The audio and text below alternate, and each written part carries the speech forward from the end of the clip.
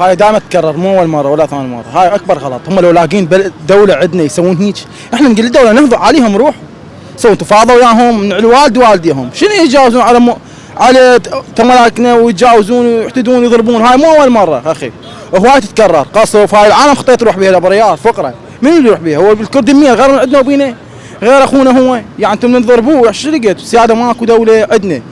والله العظيم انا اقول رئيس وزراء انتفض عليهم، روح سوي حل المشاكل. احنا عوزنا مشاكل، احنا محتاجين اياهم. انتم بوحد، احنا واحد، نعرفكم عمي تعرفونا، ما صايره هسه الا احنا هنا يعني، بس احنا عراقيين، بس احنا بالبلد هاي يصير الحالات ضرب الدول ولاك تجون علينا، لقيتونا حالات نصيص. والله انا اشوفها يعني صعبه هاي، وانا اشكر قناتكم قلب، شكرا جزيلا. طبعا في البدء تحياتي لاعلامكم الكريم.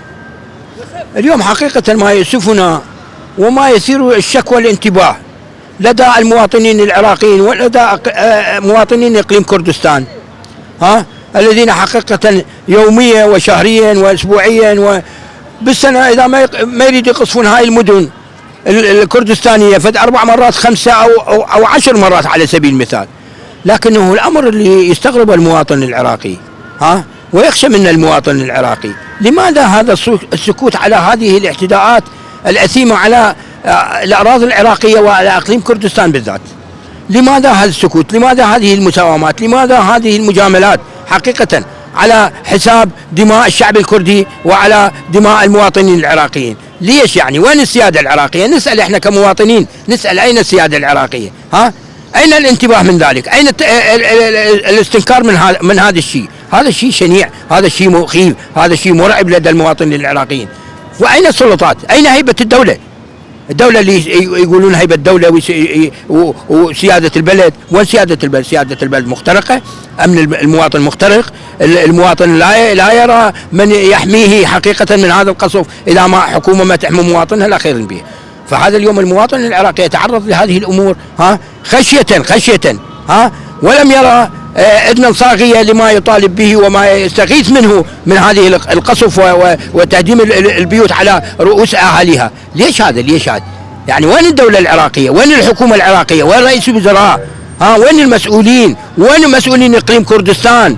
ليش يعني هذا الشعب شنو اللي اقترفه؟ شنو ذنبه؟ يخصف.